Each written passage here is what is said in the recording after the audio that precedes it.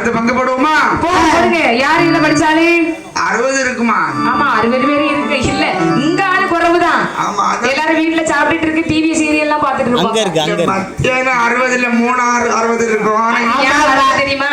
இப்ப ஒரு 60 இல்ல. மத்தியானம் கூட்டத்துல கும்முன்னு ஒரு பிள்ளை அழகா இருந்து பாடிட்டு இருந்து, இப்ப ஒரு சொக்கனுக்கு சேலையை கட்டி முன்னால கொண்டு இருந்திருக்கிய. யாரு இருந்து பாப்பா? என்னக்கா அது முக்கியம் இல்ல. ஏன் மாமா முக்கியம் இல்லைன்னு சொல்லாதீங்க. நம்ம எத்தனை பேர் இருக்கிறோம்? நம்ம 60 பேர் இருக்கோம். சரி, ஆளை எண்ணி பார்த்து நல்ல கணக்கு தெரிஞ்ச பங்கு போடுங்கடி. பங்கு போடுங்க, பங்கு போடுங்க. முதல்ல ஒரு மண்வெட்டி கொண்டாங்க. எதுக்கு? இந்த மீனுள்ள செல்லெல்லாம் செத்தணும். எதுக்குன்னே? மீன்ல உள்ள செல்ல செத்தணும். இல்லடே செல்ல செத்தி செல்ல பங்கு. செல்லு பங்கா? செல்லு பங்கு கிடையாது, செதுக்கி கொண்டு போறவர் அவரு. தம்பி என்ன காலு வாலு எள்ளு செல்லு அதெல்லாம் வேண்டாம். எனக்கு நடு துண்டம் தான் வேணும். நடுகண்டமா? ஆமா நடுகண்டம்.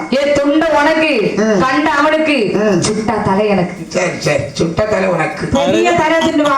ஆளை எண்ணி 60 பங்கு. சரி தம்பி, என்ன பங்கு 60 வச்சிருக்கேன். வச்சாச்சு வச்சாச்சு, எண்ணி பாத்துடுங்க. 60 பங்கு வச்சியா? பரிசே பங்கு எடுங்க பாப்போம். என்ன எல்லாரும் பங்கு எடுத்துட்டீங்களா?